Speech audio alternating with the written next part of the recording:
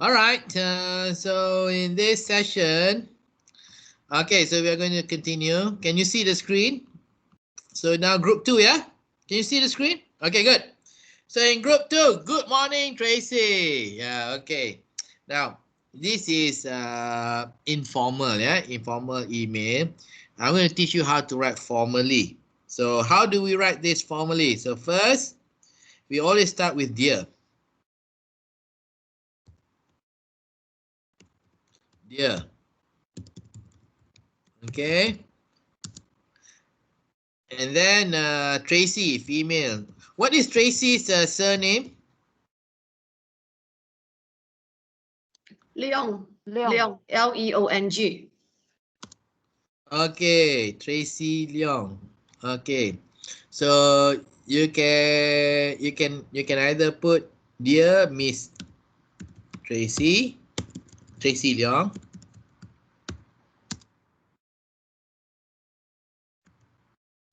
Tracy Leong, or dear Miss Leong. Okay, but not dear Miss Tracy. Okay, so that's the correct salutation. Yeah, so either dear Miss Tracy Leong or dear Miss Leong, but not dear Miss Tracy. In Malaysia, we often make that mistake. Dear Miss Diane, dear Miss Jessie. So that's not correct, yeah? So, Diane, you are Lim, right? So, dear Miss Diane Lim or dear Miss Lim. Jessie, what is your surname, Jessie? Yep. Yap. So, it's either dear Miss Jessie Yap or dear Miss Yap, but not dear Miss Jessie. But in Malaysia, we often write like that. If it's a male, so we say dear Mr. Richard, dear Mr. James. That's also wrong. James what? James Bond, dear Mr. James Bond, dear Mr. Bond, not Mr. James. Okay? So here you can choose either dear Miss Tracy Leong or dear Miss Leong. But Okay. we are writing to another department within our organization, ma. So Yes. It's up to you. Okay. It's up to you whether you want to write informally or formally. You decide. Okay? But I'm going to teach you the formal elements so that you learn how to write formally. But I understand. Sometimes we write to our colleagues, we don't even put dear, we don't even say good morning, we just put the name only, Tracy. Okay? Sometimes we don't even put the name also. I know. But I will teach you how to write formally, yeah? Okay. Sure. So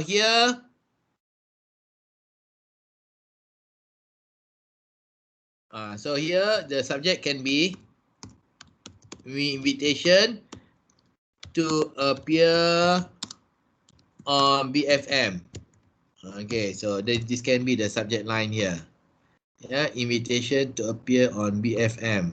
Okay, so here, when you write formally, please take note that you should avoid using any contraction. So here you have used a contraction. We have, so let me take it out now. All right. So we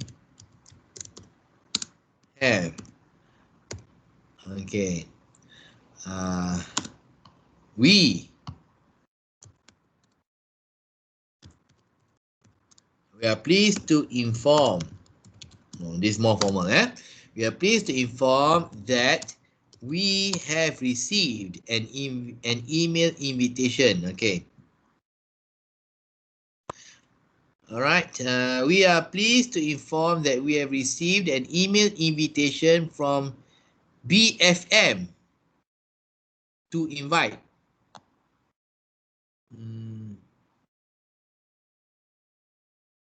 So you have used invitation, invite twice already. Okay. So take out the invitation here. So we have received an email from BFM, okay, to invite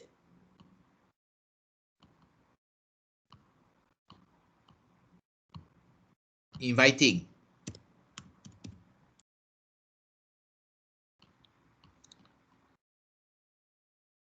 Okay, inviting Mrs. San. See. Okay, so this is Japanese salutation, yeah. Inviting Mrs. San to appear on the breakfast grilled session. Is there a date? Is there a date, group 2? Yeah. I mean, you can put any date. Yeah. Okay. I put a date lah. Vesak day 28. Okay. Date 5th. 1. Okay. Please find the attached email from the person in charge. What is the action that you need from that person? Like earlier the action was we will be grateful if you could provide the above detail. The photos, the IC, by 26th of May. So here, what is the action that you require from Tracy? Feedback from Tracy on this matter. Feedback or confirmation of accepting the invitation. What do you mean by feedback here? Like we want to know whether she's what's her thoughts on this first before we proceed on really accepting the invitation from the sender. Okay. Yeah. Okay.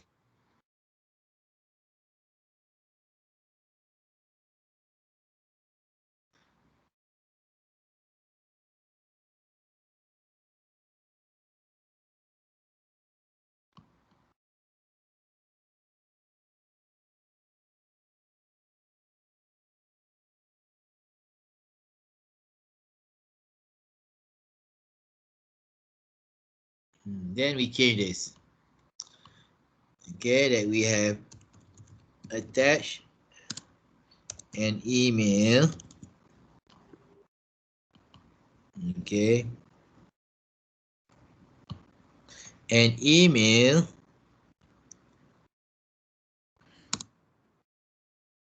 an email that we have received. Okay, so this is a better sentence here. So then you don't need this one here. Okay, dear Miss Leong, invitation to appear on BFM. We are pleased to inform that we have attached. Okay.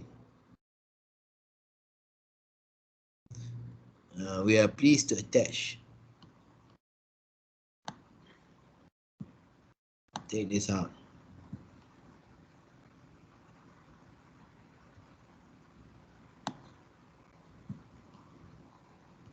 Okay, one more time, yeah. Invitation to appear on BFM. We are pleased to attach, no ED here. We are pleased to attach an email that we have received from BFM inviting Miss San to appear on the breakfast grilled session on 28th May 2021. Okay, please let me know. We would be grateful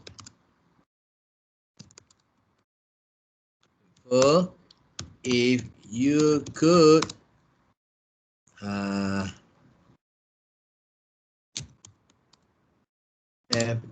if you could let us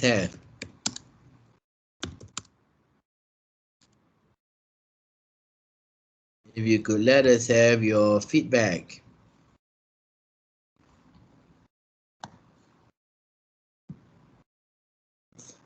Okay, feedback, no S, feedback, no S. Okay, we will be grateful if you could let us have your feedback on this matter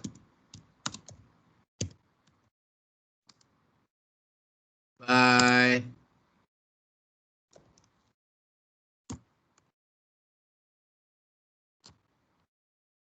by 24th May 2021. Thank you and regards, Team 1. Okay. Now, two things here. Whenever you request for something, it's good for you to put specifically mention it's good for you to specifically mention, number one, the action that you need from the receiver. Number two, the deadline for you to receive the action from the receiver.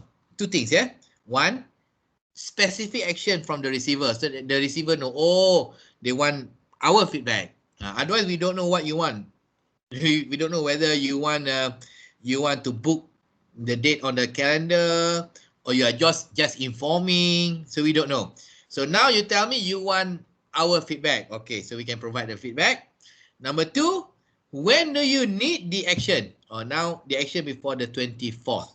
Right, so this creates the urgency. Otherwise, next week also can, June also can, because there's no deadline. So when you request for something, it's good practice to put a deadline so that the person receiving the email know when they need to take action, by what date.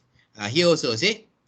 So we would be grateful if you could provide the above by 26 May in to expedite the opening of your account. So here also there's a deadline, 26. Otherwise, your client will say next week lah, next month lah, next year lah.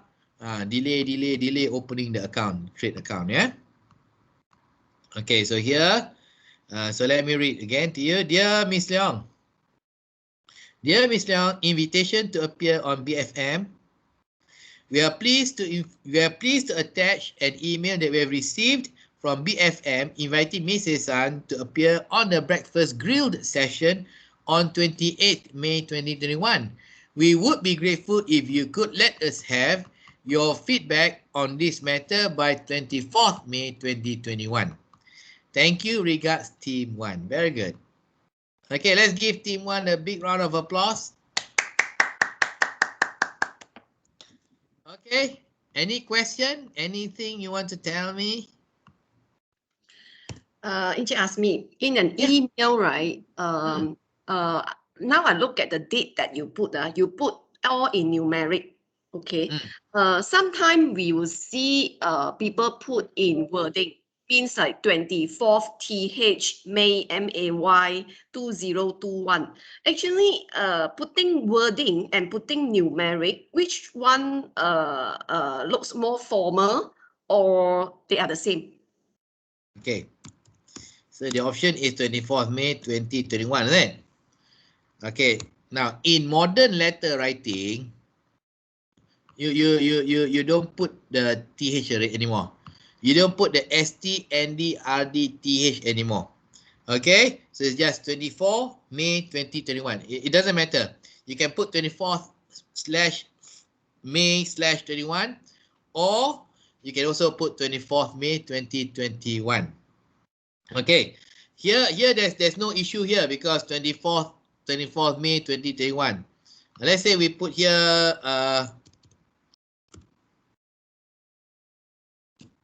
okay, so now here is a problem because it can be confusing because if you're writing to an American who is using an American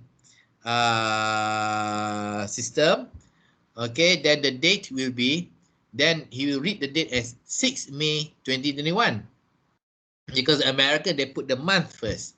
But if you are using the British, then the British will read this and say, oh, this is 5th June 2021. Okay, this is a problem when you write to Japanese.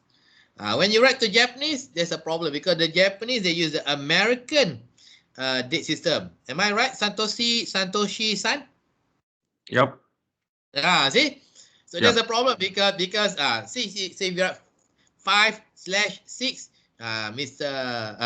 Santoshi-san, we read this as 6 May. But Malaysians will read this as 5th June. So if you want to avoid miscommunication because people reading the email may use different system, different calendar system, then it's good idea to write in full in letter, May, M-A-Y, instead of June, like this. However, in modern letter writing, you don't need to put ST, ND, RD, TH anymore. So it's not 21st, 22nd, 23rd, 24th, 25th, 26th. So you don't need to put ST, ND, RD, TH. However, when you read aloud, there's a sound. 21st May, 22nd May, 23rd May, 25th May. So the sound is there, but you don't need to write in words anymore. This is modern writing, yeah. Similarly in Malay also we used to write 24. We used to write like this in Malay. However, HB stands for hari bulan, yeah. Satoshi-san, hari bulan. HB hari bulan. We also don't write that anymore. We just write 24th May, 24 May. Yeah. But when you read, some people will read as 24 hari bulan Mei 2021. But you don't need to, you can delete or eliminate the letter HB. Okay. Okay. May I have a question? Yes. That this mail is for the internal one, right? Internal. But at the beginning of the mail, you corrected like dear Tracy Leon. Should be more formal like this. Hi Tracy is not good for the internal one as well. You can write, if you are internal, you can use hi Tracy, but I'm just teaching you how to write formally, meaning be very careful. Okay, when you write to external party, for me, in my point of view, writing formally is better than writing informally, because when you write, for example, if I am Tracy, if you write to me, you say hi Tracy, first time receiving email from you, they say, why are they writing to me hi Tracy? This is first time writing to me. They don't respect me, like that. Okay, so in order to avoid that, then you should use the more formal salutation, which is dear Miss Leong or dear Miss Tracy Leong. People cannot get offended if you write formally. However, if you write informally, people may get offended. They may get offended, yeah? I see. Thank you. So that's all. I'm just teaching you how to write formally, yeah? Okay. Okay. So like if I write to you, I don't use Mr. right? I just write Santoshi-san, right? Dear Santos, dear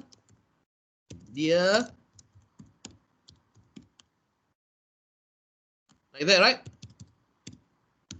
Yep. Dear Satoshi-san, because san is Mr., right? Yep. Okay, that is in the Japanese context. Yeah. If you're in Japan, then we write like that, yeah. Or maybe because you are a member of the staff here, so we write to you Santoshi-san. We know you, you're Japanese. Okay. But otherwise, if you want to write formally, dear Mr. Santoshi. Yeah. Okay. Okay. Thank you. So this is my explanation to this. Okay. Okay. So now we know that you require the feedback by the 5th by the 5th of June 2021. So I change back to 24th of May. 24th of May. 24th of May. Okay. When you write the date in the short form, better to use the slash instead of full stop. See? Better to use dash than full stop. If you use full stop, then it's like this. So there are many full stops there. Okay? There are many full stops there. So it looks nicer if you use the slash, yeah? This for 2021. Okay? Good. Okay, let me go and get the other. Did someone just come in? Yeah, Inci asked me, I admitted already. Admitted already, yeah? Okay, thank you. Yeah. Okay, thank you ya. Okay. Please admit when people come in. Please help me, yeah. Okay, Okay. noted. Okay. Okay, next, group 3. Request documents from client. Customer service. Okay.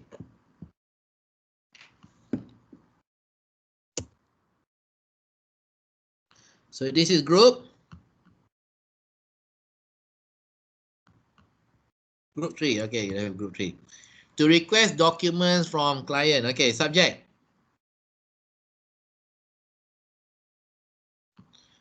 This cannot be the subject line.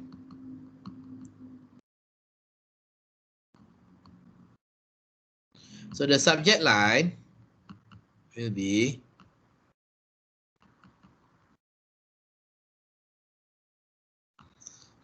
the subject line should be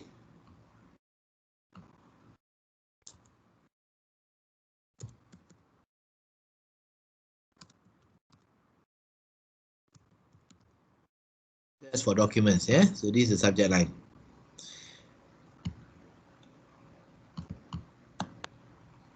Put this in yellow. Okay, dear Mr. Lee. Okay, his name is Lee. Now, I am writing to request for incomplete document. Okay. Now you use you use I. Now, when you write formally, do not use I, but use we, because you are representing your organization, your company, Rakuten. Okay? Okay, so here don't use I, but use we.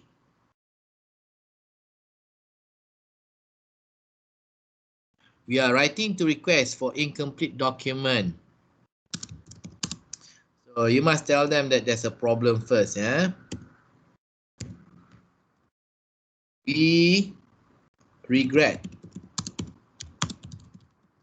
inform that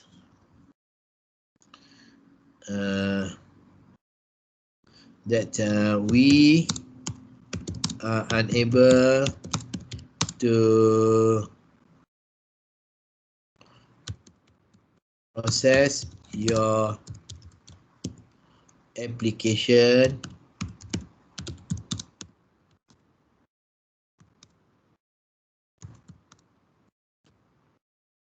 open an account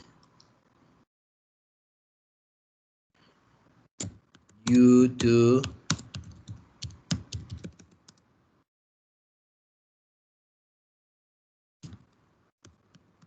incomplete document.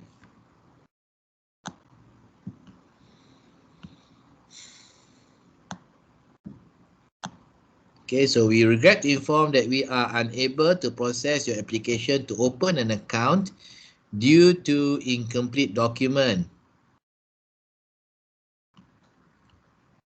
Therefore, we would be grateful if you could provide us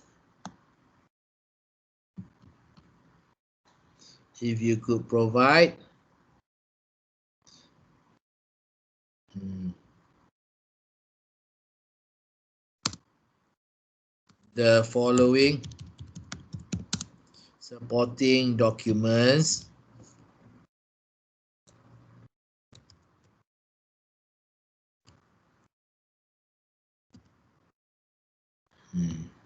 If you have many, better to itemize them. Bank statement, photocopy of IC,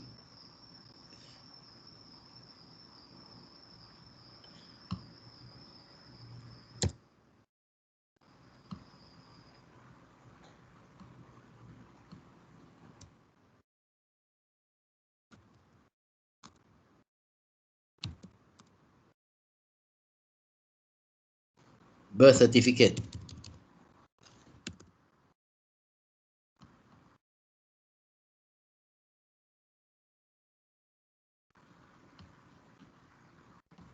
By email or by post?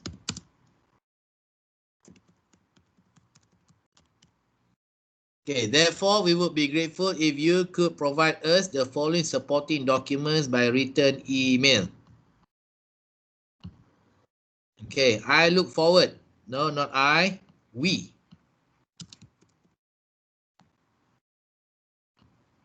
We look forward to hearing from you. Here only, no. Okay, you need to give a deadline. Good practice to put a deadline. We look forward to receiving the above from you by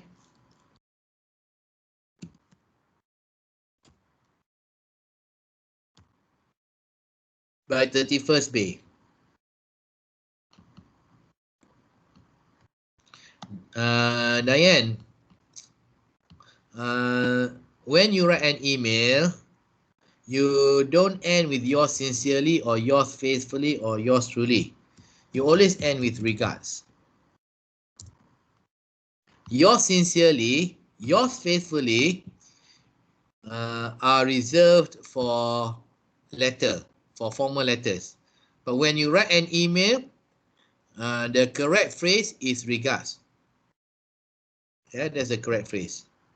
Ancha asked me, Yeah. regard and best regard, any difference? Same. So you can use regards or combinations of regards. Best. Do we need to have a comma? Comma or no comma is not a problem. Not a problem, eh? Best regards, warm regards.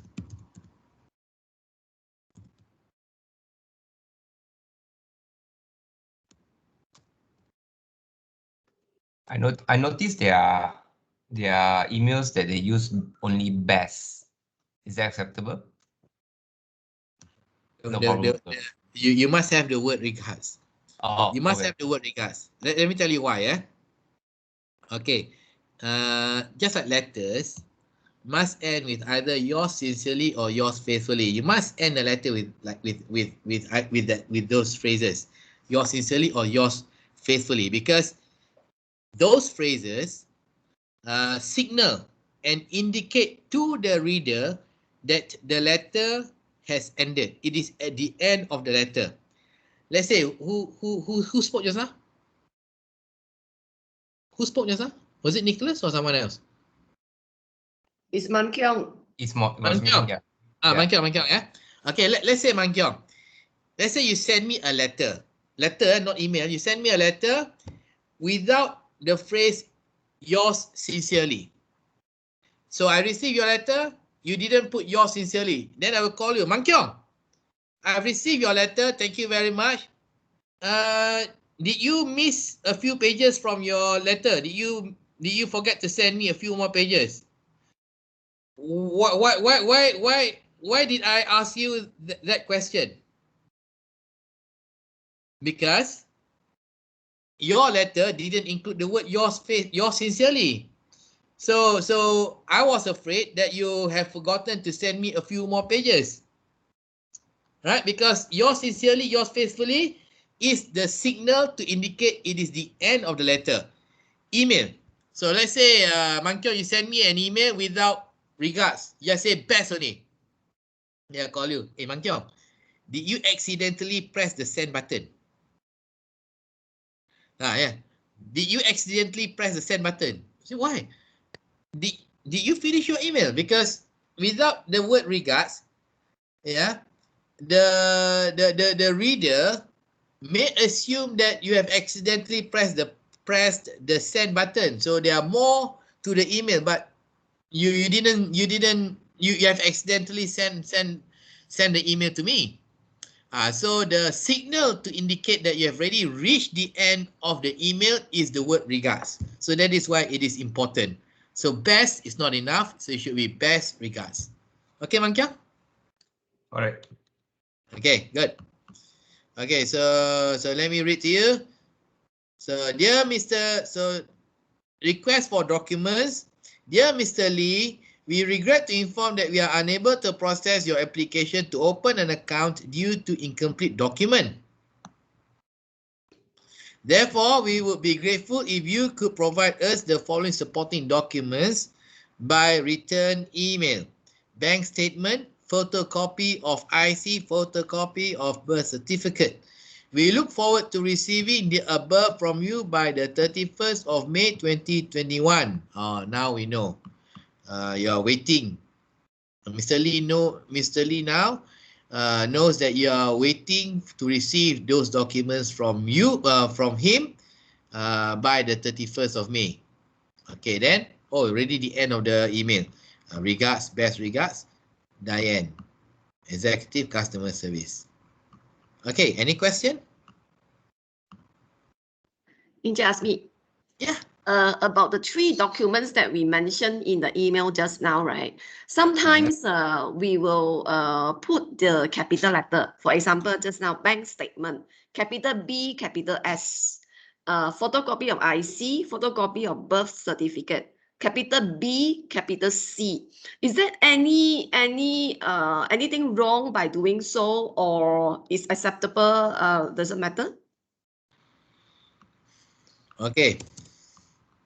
So, yeah. Okay, sometimes you put it all in capital. Zan. Means capital B, capital S, bank statement. No, bank statement. So I just put capital B and capital S. And then birth certificate, I put capital B, capital C. Yes. No problem. What did I originally put? I put it like this. Okay, no big issue.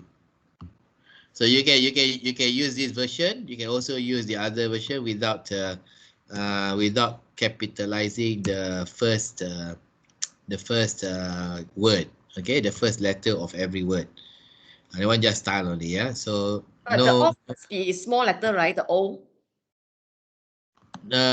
Small letter like this. Photocopy of IC. The OF.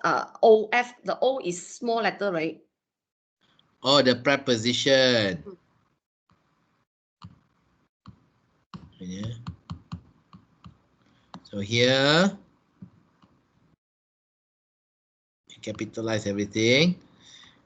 Yes, the preposition of, in, on, maybe in small letter.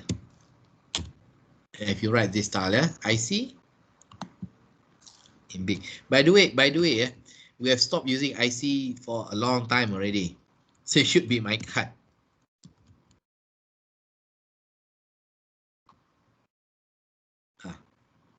Should be my card, yeah. Okay. Yeah, we stopped using IC for a long time already. Yeah, nowadays my card, is it? Okay.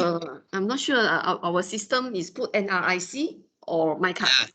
It doesn't matter lah, but the document now is known as my card, not card pengenalan or IC identity card or NRIC, national registration identity card.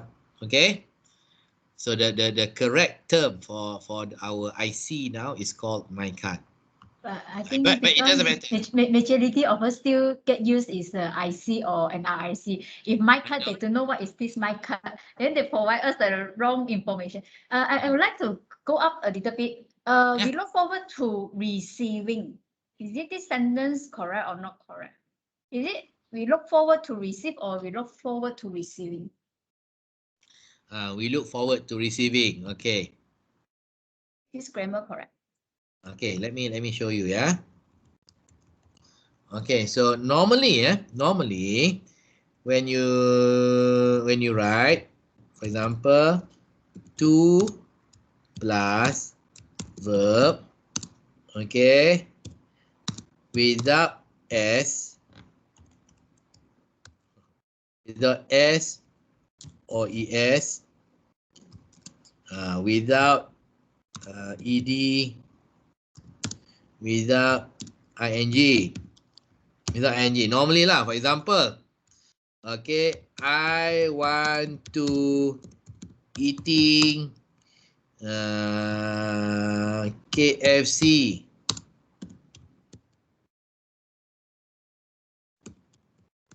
Hey, no, is that wrong? Why wrong? Because not I want to eating, I want to eat, isn't it? Yeah, I want to eat KFC today, not I want to eating. So two, you don't put ed, you don't put s, you don't put ing. Exception. It's an exception. Exception when the sentence include phrases such as look forward, looks forward, looking forward,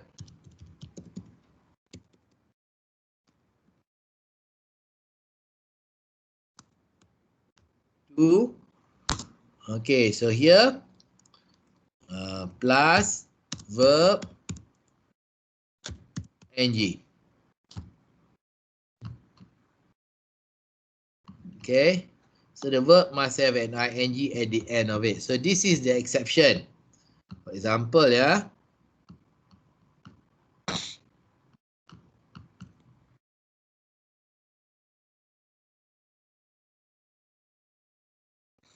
Example is wrong. We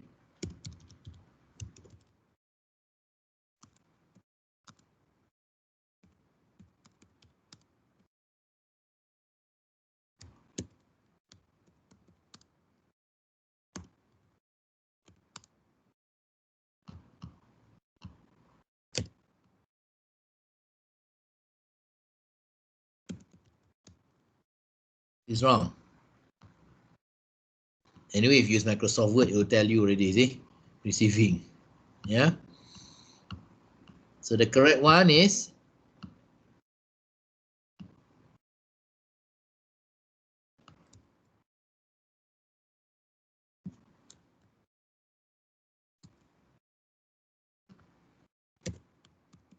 yeah. Receiving. Why receiving? Because of the phrase here, look forward. Okay. So another one, another version will be we are looking forward. Another version, we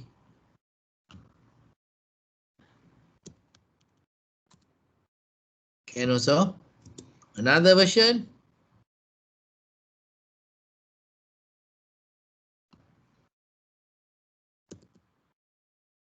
we looked forward to receiving your reply.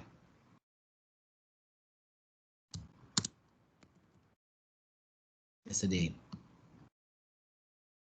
Okay. So this is the exception. But normally after the word to, the verb does not have an ing. For example, I want to eat KFC. You just say I want to eating KFC. Okay. Who asked the question just now? Me, Uni. Uni. Okay. If I answer your question. Yes, thank you. Jasmine, I just want to ask yes, you, yes. the receiving on this one, what do you categorize it in the English grammar? Okay, it's called gerund. Gerund, right? Okay. Okay, I got it.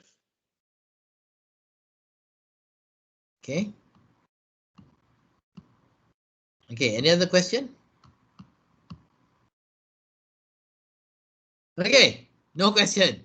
Okay, let's continue. So I've already gone through group 3, group 2, group 2. Group Mael, okay, done. Okay, group 4.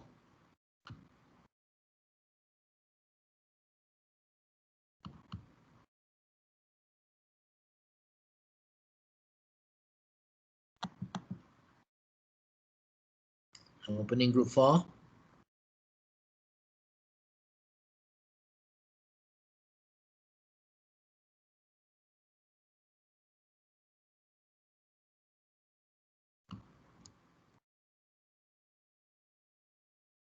Okay, this is group 4.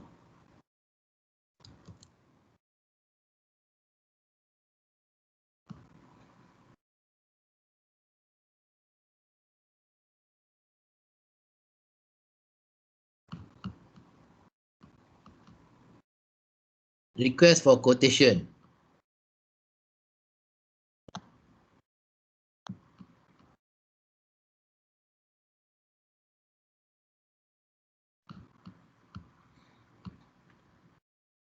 Okay, dear sir, madam, kindly refer to the below list and provide quotation. Okay, no problem. Better and more professional way of writing would be, dear sir or madam, we would be grateful if you could provide your quotation for following items. Okay, so we would be grateful if you could provide your quotation for the following items. So that will be a more professional way of writing. Number 1, Milo chocolate powder soft pack 2 kg, quantity 2. Okay. Okay. We hope to receive your reply at the soonest.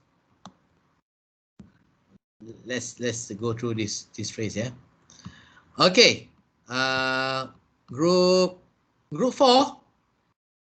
Group 4. What do you mean by the phrase soonest? Means what? ASAP. As soon as possible. As soon as possible. Okay, ASAP. What do you understand with the ASAP means do when? Now, when they receive the email. Now.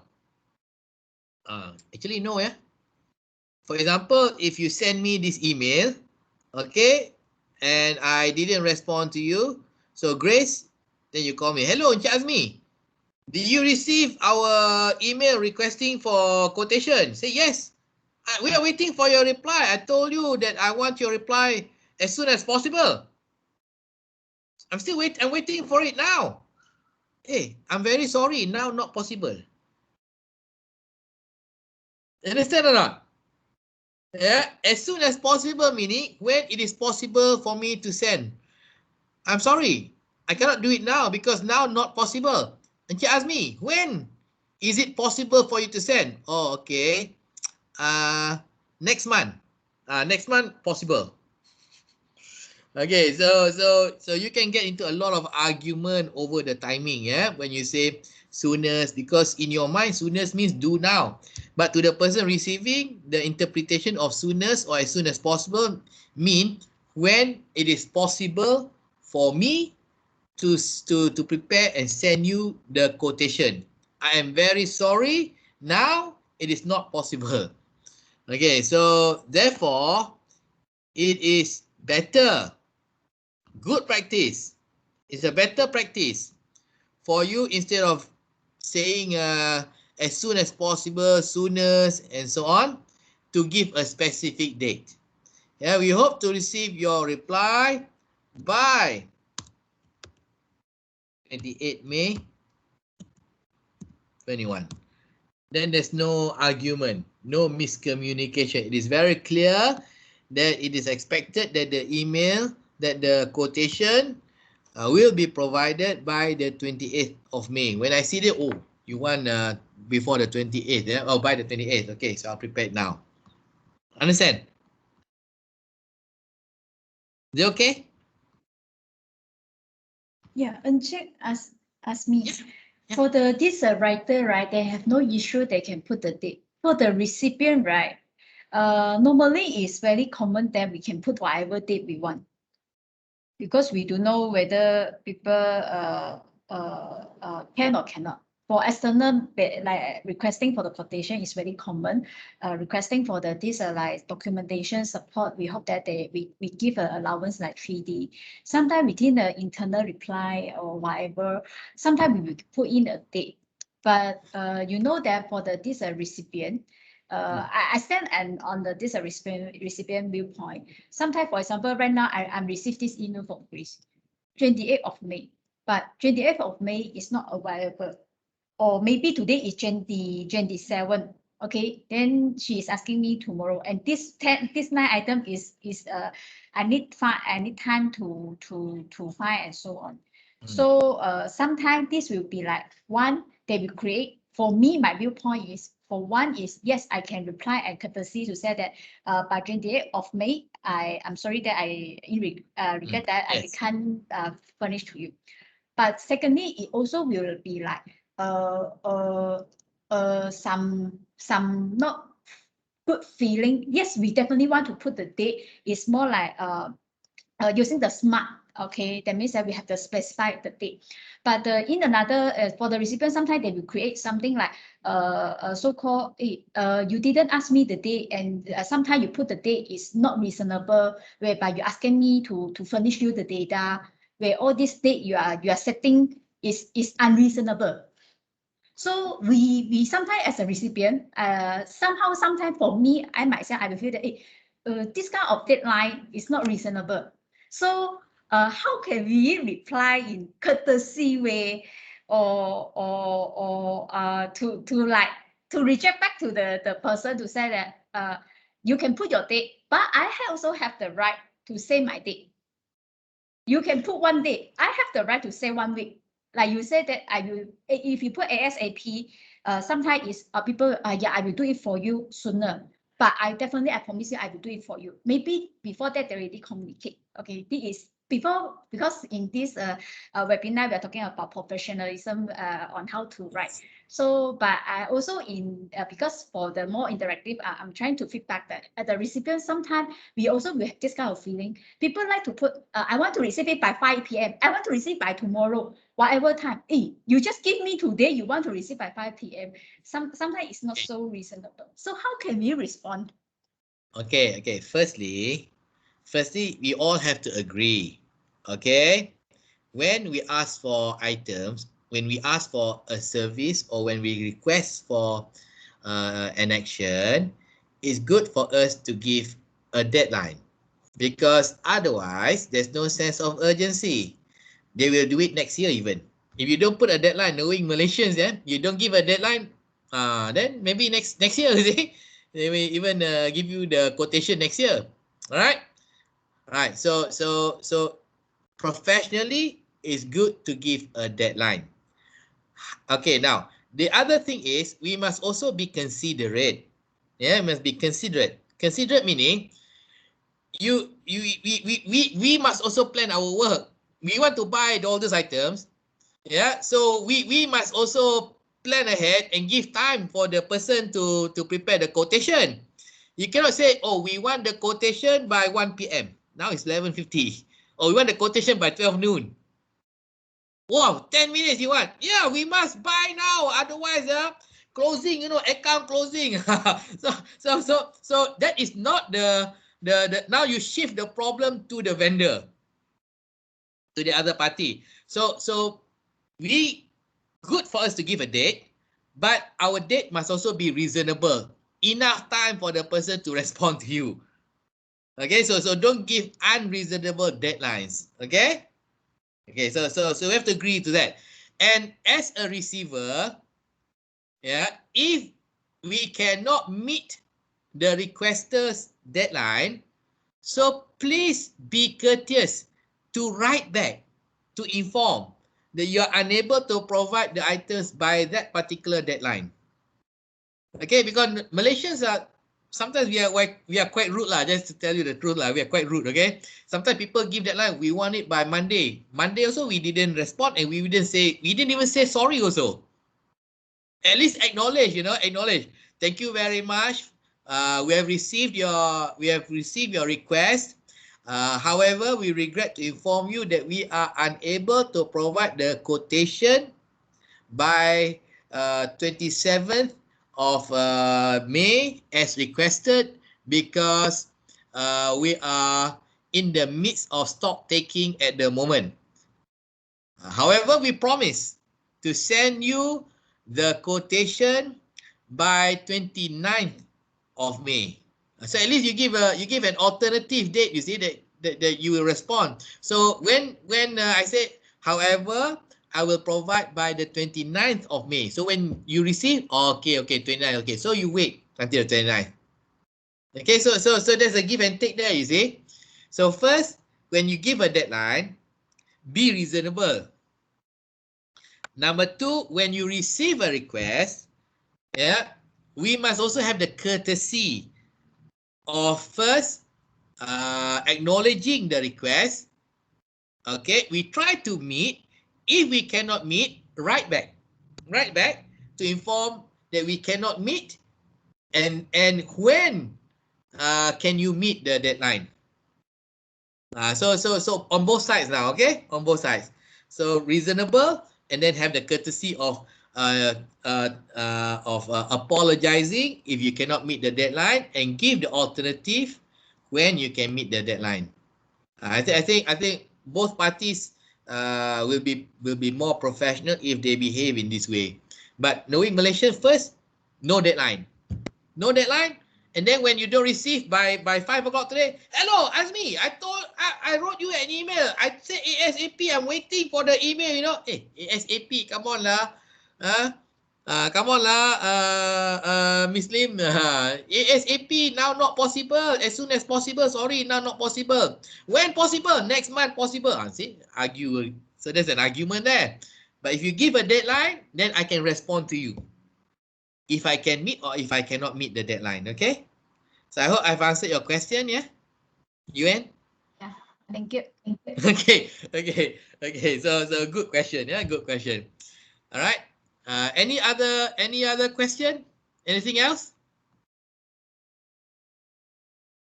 Any other question? Not from my end. Not from your end, yeah? Okay, so let me get the other one. Request for bank statement. This is group 5, Nicholas. Yep. Okay, let me look at your email, yeah.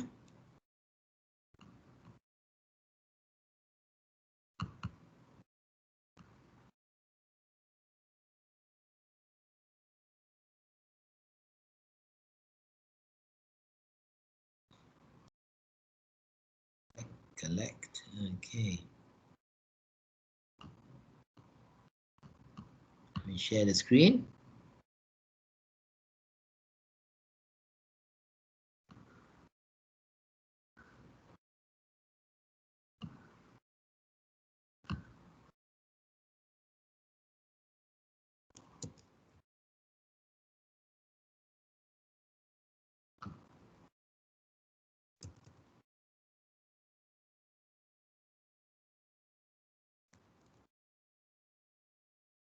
Okay, so this is group 5.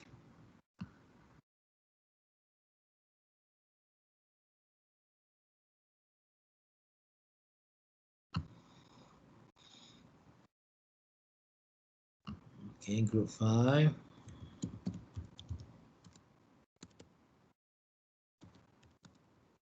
Yes, sir. Okay. Request for bank statement. Okay, dear sir. Thank you for opening account. So it can be thank you for opening an account, or thank you for opening your account with us.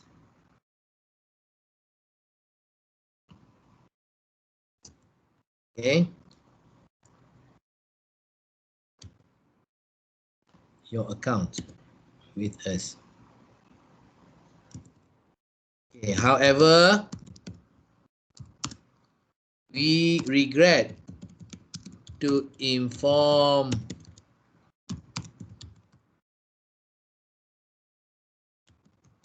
you that we are unable to activate your account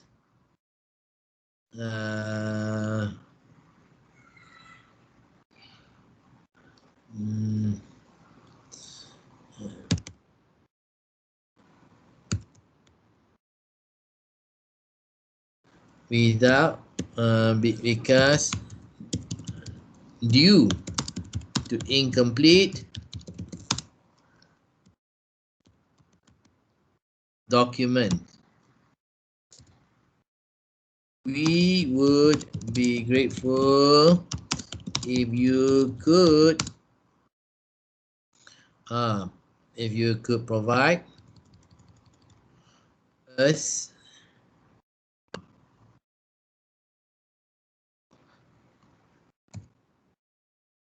copy of your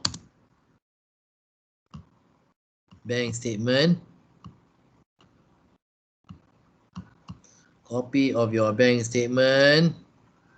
showing your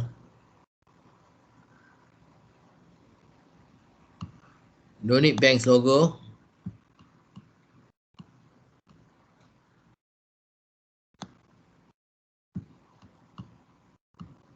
bank name. Okay.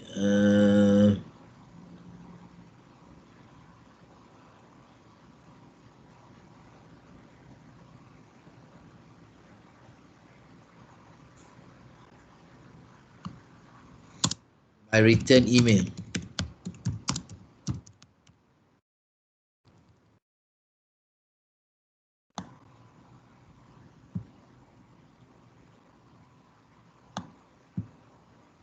Please revert us back with the bank statement so we could proceed.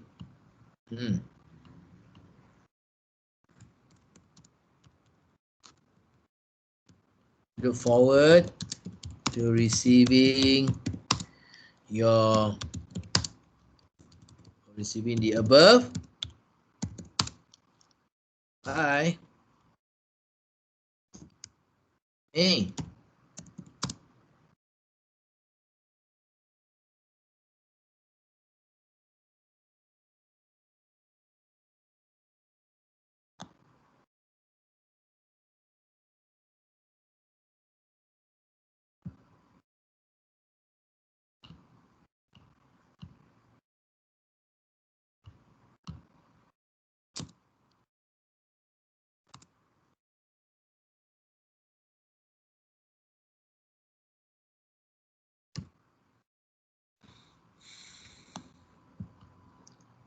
Regards customer service, Nicholas.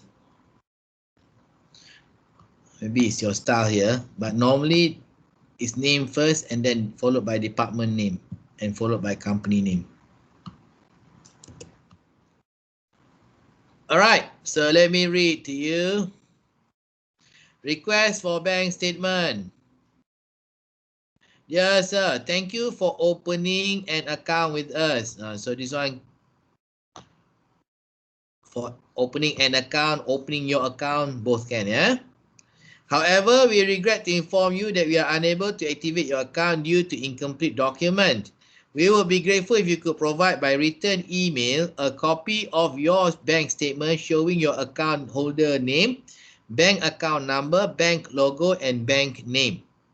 We look forward to receiving the above by 30th May 2021 to activate your account. Okay? Regards, Nicholas. Okay. Okay, any question? Any question? Okay. No, No, so far. Okay, very good. Everybody, please give yourselves a big round of applause. Okay. Stop presenting this. I'm going back to the notes.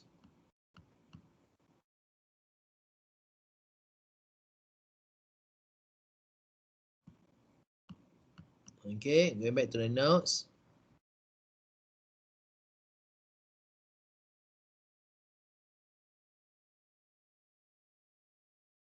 Note.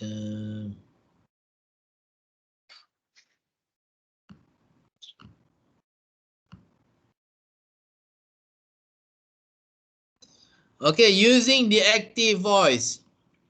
So when you write, okay, you should write using the active voice whenever possible, yeah, where possible. Whenever you can, please use the active voice. And this is because the active voice is shorter and simpler, the sentence, yeah. Let's look at this example. Okay, the applications will be screened by the committee. The applications will be screened by the committee. This sentence is in the passive, not active, passive voice. Okay, the committee will screen the application. This is the active voice. Okay, passive. The selection committee will be headed by Mr. Lee. Passive. Active. Mr. Lee will head the selection committee. So what is the major difference between active and passive? Can someone tell me? The subject. Yeah. The subject is conducting the thing that need to be done. The Again, subject is in front. the subject is in front. Okay, the subject or the person doing the action is in front. For example, Mr. Lee is doing the action. So Mr. Lee, you put in front. Passive voice, Mr. Lee is at the end of the sentence. So here the committee is taking the action. So the committee is in front. Passive voice, the committee is at the end of the sentence. Now let us compare the passive voice and the active voice. Which one is a shorter sentence? Which one is the shorter sentence? Passive or active? Active. Active shorter, isn't it? Yeah, the committee will screen the applications is shorter than the application will be screened by the committee. Mr. Lee will head the selection committee is shorter than the selection committee will be headed by Mr. Lee. Remember the KISS principle, keep it short and simple. So if you want to keep it short and simple, use the active voice because it is shorter. Okay? It is shorter. All right, let's look again. If you use the passive voice, you can avoid naming the person who will take action. You can avoid. For example, the accident was investigated and action taken to avoid recurrence. Who investigated? Unknown. However, if you use the active voice, the writer is forced to put the person's name. Or Encik Said has investigated the accident and will take action to avoid recurrence. See? So now we know who the person is, Encik Said. Right? So therefore, the information they have provided is complete. Yeah? The budget was approved. Passive voice. Active voice. The CO has approved the budget. So now we know who approved the budget, the CO. Remember during the prior to the last general election, you know, the 1MDB issue and all those things. I remember the CEO of 1MDB Corporation. He appeared on TV and he was interviewed. And the interviewer asked the CEO, "Can you please tell us who approved the budget?" And his response was, "The budget was approved." He said the budget was approved. He was speaking in a passive voice. So the question was, who approved the budget? Oh, well, the budget was approved. So watching that interview, yeah, you may realize that the CEO was not giving full disclosure. The CEO was not giving full disclosure. Maybe the CEO was hiding some information. Didn't want to tell who approved the budget. Okay? But if he was speaking in the active voice, he will be forced to provide the name of the person who approved the budget. So good practice when we speak and when we write to use the active voice because it requires us to provide full information. Okay, let's look again. More Ask example. me, I think Yes. this one is really depend on the scenario. What scenario? That means that in some of the circumstances that maybe we are not in the right position to disclose the information. So that's why we will use the passive. In the event that we can disclose more clearly, more clearer to this recipient, then we can use this active. So I think it cannot be like to say that we must do this, but I think it's also have to depend on the scenario that can we disclose or can we not to disclose. This is my opinion. Okay. It's up to you, but when I was a manager, I always require my subordinates to write to me in the active voice.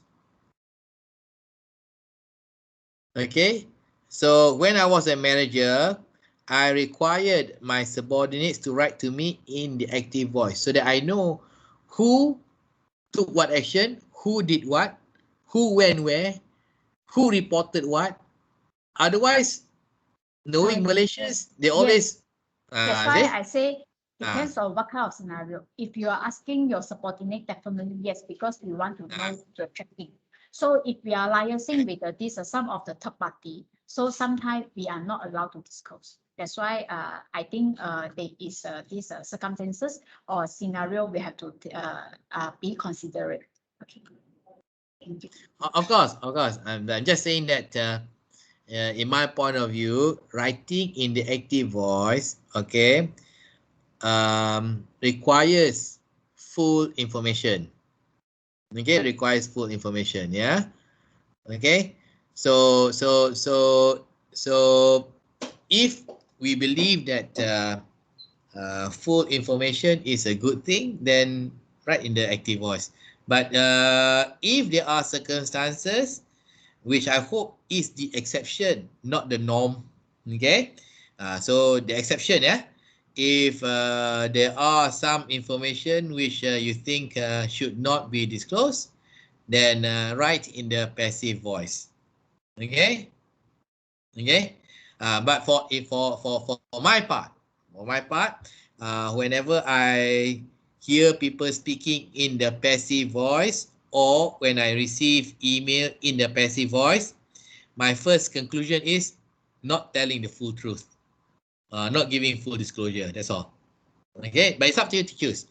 I hope in our society today we value truthfulness and we move more towards the active voice than the passive voice for that purpose. Yeah. Okay, so let's look at another example. A dinner was organized last night to celebrate success. So who organized the dinner? Don't know, because writing the passive voice. So our department, now we know who organized. Our department organized a dinner last night to celebrate success. An advertisement was made. Okay, an advertisement was made to fill the vacancy. So who put up the advertisement? Or CT from HR advertised to fill the vacancies. Now we know. Or CT put up the advertisement. Yeah. A complaint was made by the customer, so we rearrange this. A customer made a complaint. Okay, now we know. Okay, and also it is a shorter sentence. A payment for deposit was made. So who paid for the deposit? Oh, we paid for the deposit. Oh, now we know, yeah? Also shorter sentence. The presentation was delivered by the sales manager. If you use the active voice, shorter. The sales manager delivered the presentation, shorter. Okay? So two things here. So if you use the active voice, number one, shorter, keep it short and simple. You apply that keep it short and simple principle.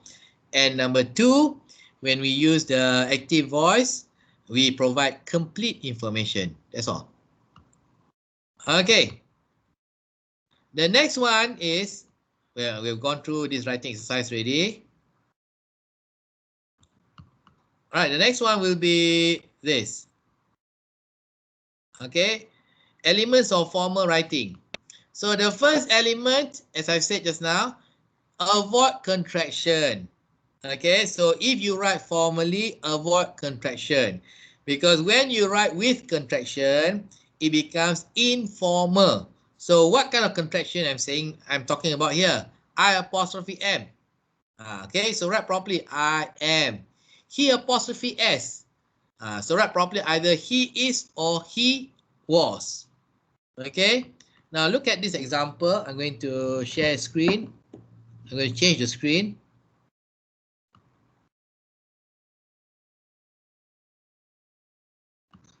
I'll change screen.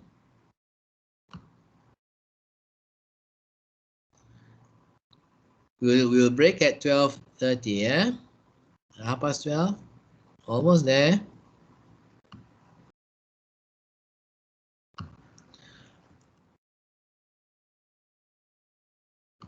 Okay, let's look at this.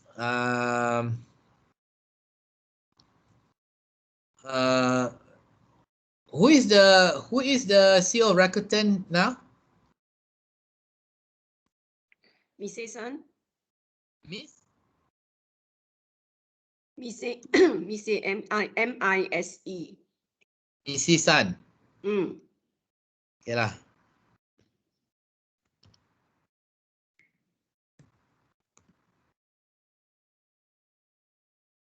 One S only. Japanese, isn't it?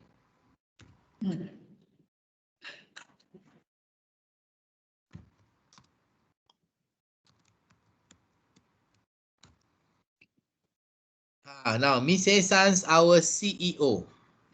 Yeah, Mise-san's our CEO. This can be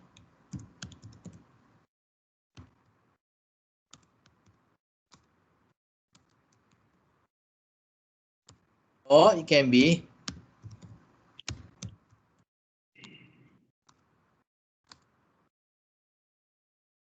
so which one now? Is. Is, isn't it? Should be is, not was. However, this one is a problem here, apostrophe S. Because apostrophe S can mean is or it can mean was. See? So when you write Mise-san's our CO, people may understand, oh, she was your former CO. See? So if you want to avoid any miscommunication, then you should write in the long form. Mise-san is our CEO. Yeah, Mise-san is our CEO. Okay. Let me look at this one again. Give another example.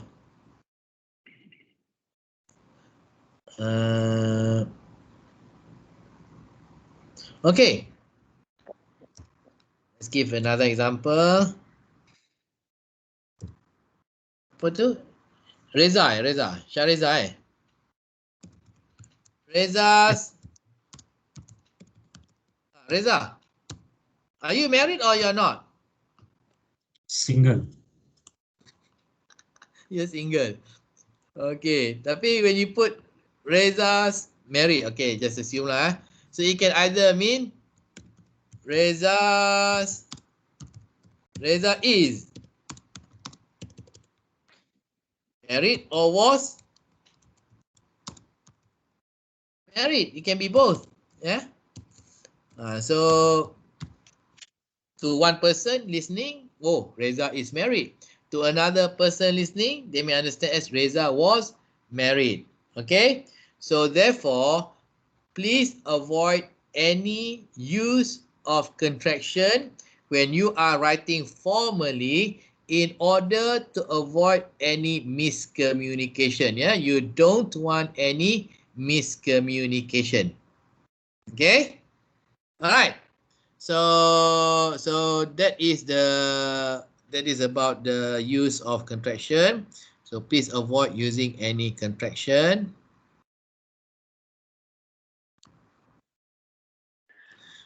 Okay, look at this.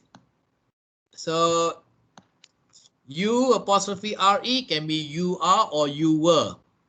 Okay, ISN isn't. Okay, so write properly is not.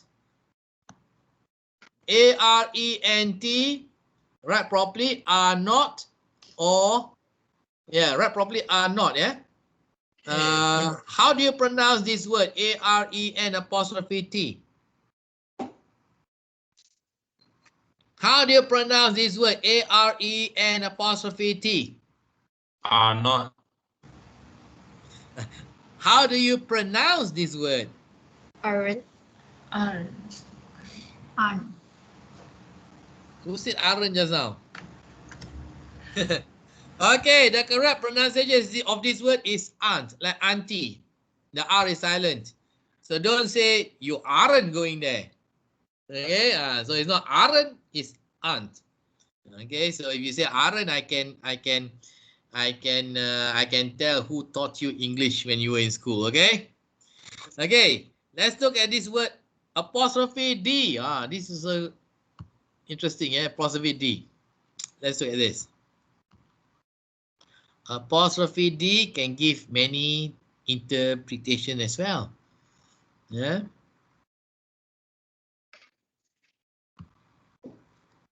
Okay, let's say U apostrophe D.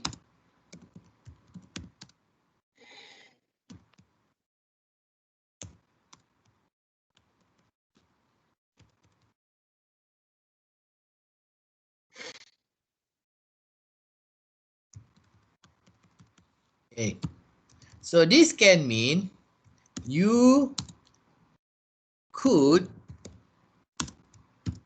It can mean you would. It can also mean you should. So you should. So this one you could means you can if you want to. Can if you want to report. Another one is you would. You would. Yeah. Report later. You should. This is compulsory. Compulsory. This is an instruction.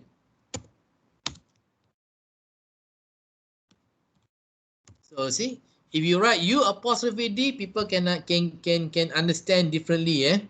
Can have different understanding. But if you write in full, you could or you would or you should. If you say you should, then I know that you are telling me that this is an instruction. It is compulsory. We must report all accidents. Okay, so this is another reason why we should write in the full form. Yeah. And just now, I have a question. Yes. The must and the shall, or the should and the must, because for me, I personally, I think that if you want someone else to do the things, I would prefer to use the must, but the shall and the should, for the urgency wise or the responsibility wise, which one should be the better words to use? Okay, I agree. If you want to be very clear, you say you must say you must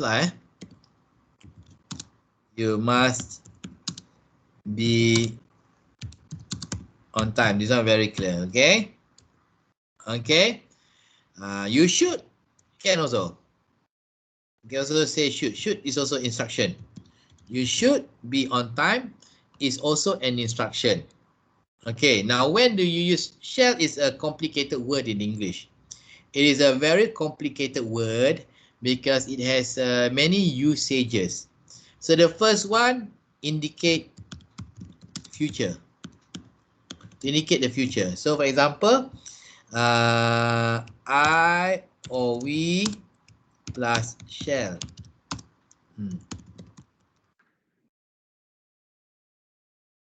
Meeting. Okay. The other one is you, we, he he, they. Okay, so this one plus will. Plus will, yeah. However, today modern, yeah, modern writing. Traditionally, this one traditionally.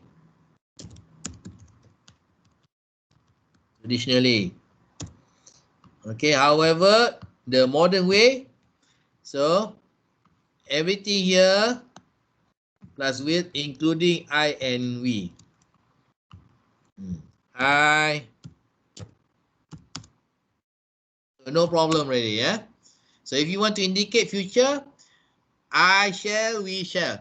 Never say he shall, they shall attend the meeting. To indicate future action, yeah. To indicate future action. However, there's another one. Instruction. Okay. So instruction, you plus shall. Okay. So here I say I shall, we shall. But when you give instruction, you can say you shall. If you don't believe me, look at your letter of employment. Look at your agreement.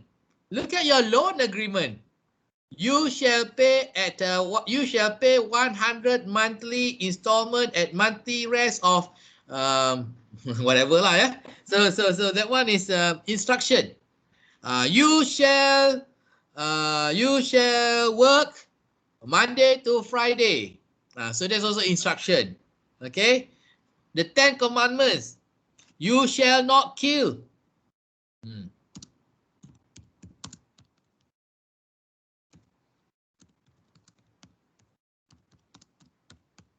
What are the other 10 commandments? I cannot remember already. Okay. You shall not kill. You shall not steal. You shall not covet. Okay. Just want to ask, the shall this word, as per your explanation, is something to do with the instructions. So the shall this word, it contains no ambiguity inside, right? Wait, normally plus shall.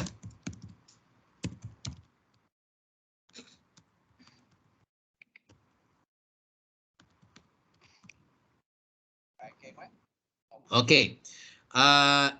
It shouldn't be ambiguous. Actually, not ambiguous. Oh, okay. However, in Malaysia, it becomes ambiguous. Yeah, because Malaysians don't understand grammar. Yeah, that's my confusion as well, because I thought that the shall is something like ambiguous, like you provide example like we shall attend a meeting, like if anything happen in between, like I have some accident, then I don't have the obligation to attend the meeting. So No, it's not that. Okay. That one what you mean is I may attend. Yeah. I think I thought that shall and may, they are interchanged with each other, but No. in fact it's not, right? Shall and may definite.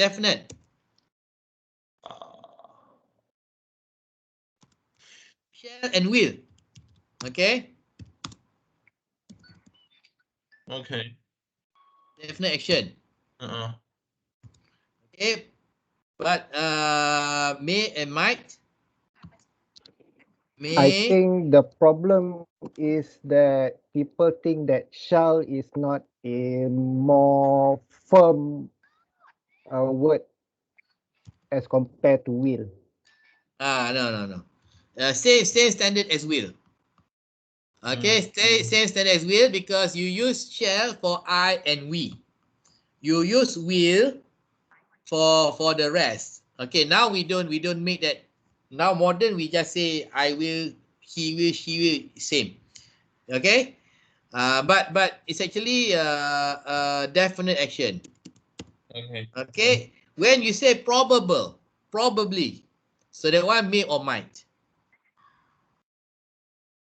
May more probable than might. I noticed that somebody would also say I will probably attend. So that's not grammatically correct, No. but we can get May the more attention. probable. May more probable than might. Well, no, in Jasmine, they sometimes they will say that I will probably attend the meeting.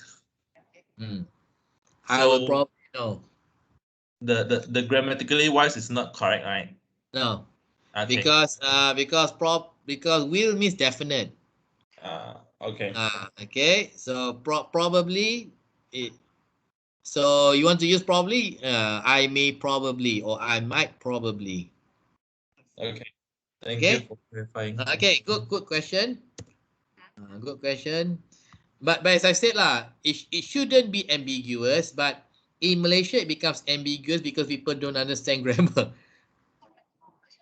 Yeah, they don't understand grammar correctly. Yeah, okay, so there's a confusion there. So for me, if you are afraid that your instruction will be misunderstood, just use that one lah. Just use must. Okay, just use must. Then no more confusion. Okay. Good question, yeah, Nicholas. Good question. Sure. Okay, let's see if we can do one more thing before we go.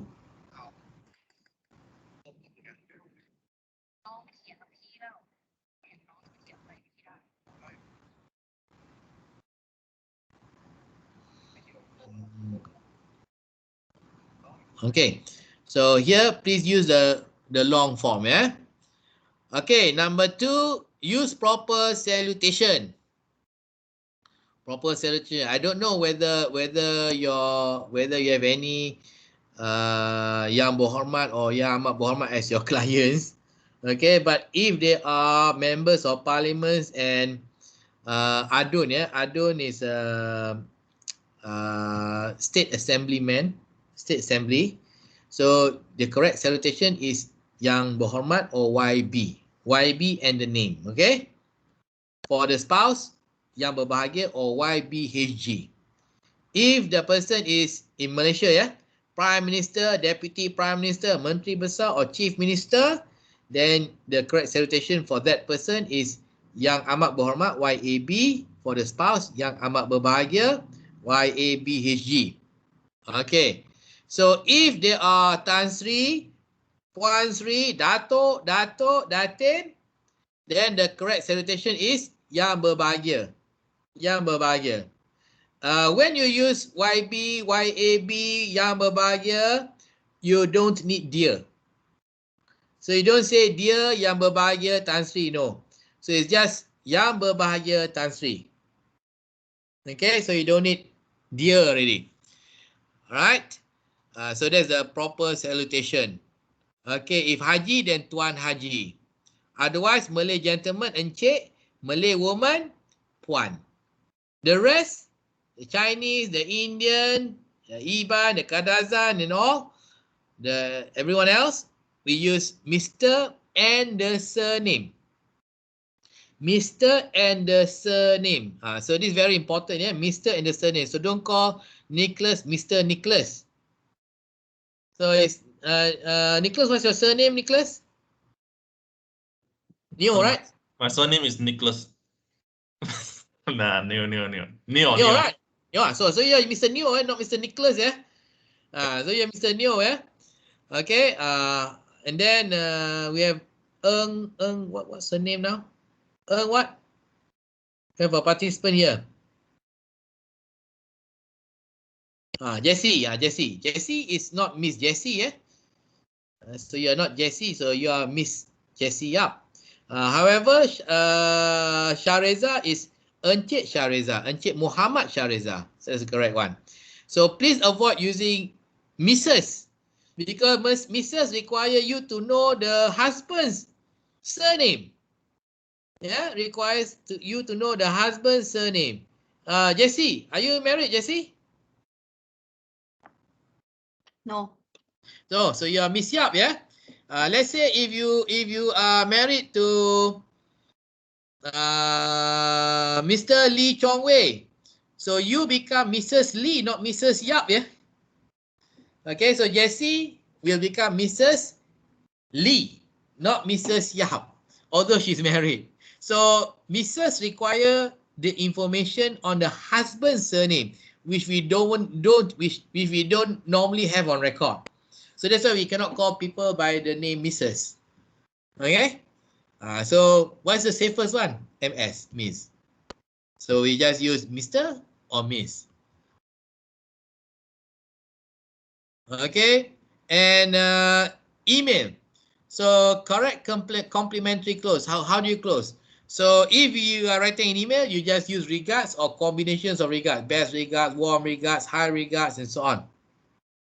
However, if you write a letter, be careful because you have a choice. Yours faithfully and yours sincerely. But there's a formula to it. Let me tell you what the formula is. Okay, so this is the last one before we end this morning session. Let me share. So there's a formula to it.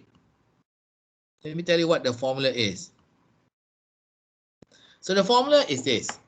If you start, dear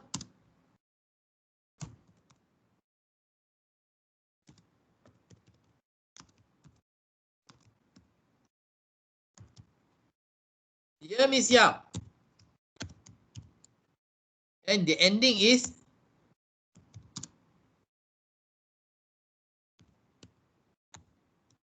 however, if the beginning is dear sir,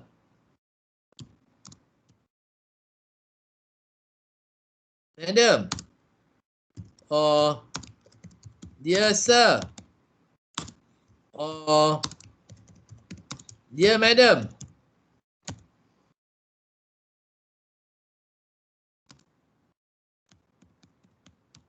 so this is the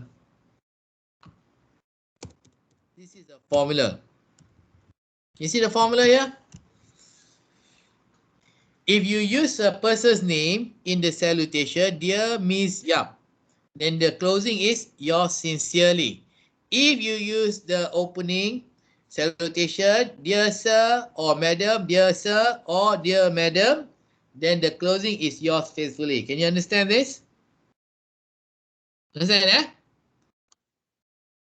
Yeah. Okay. So also, if you happen to have people with honorific title, so you don't say dear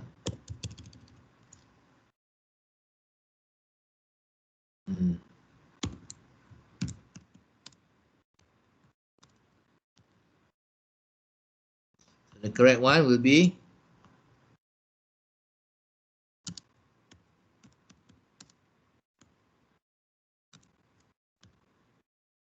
autocorrect it. Like that, yeah.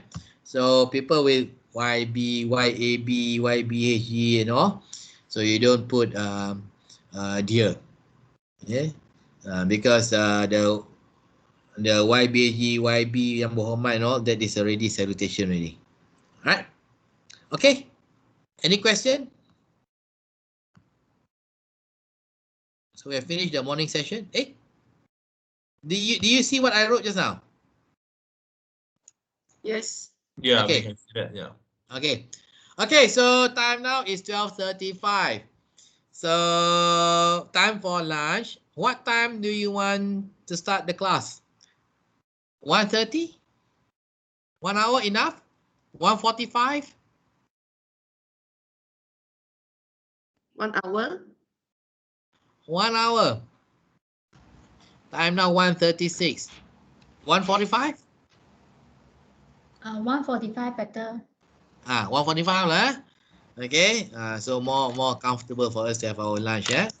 1:45. Okay, so let's have our break now. So we will continue at 1:45, yeah?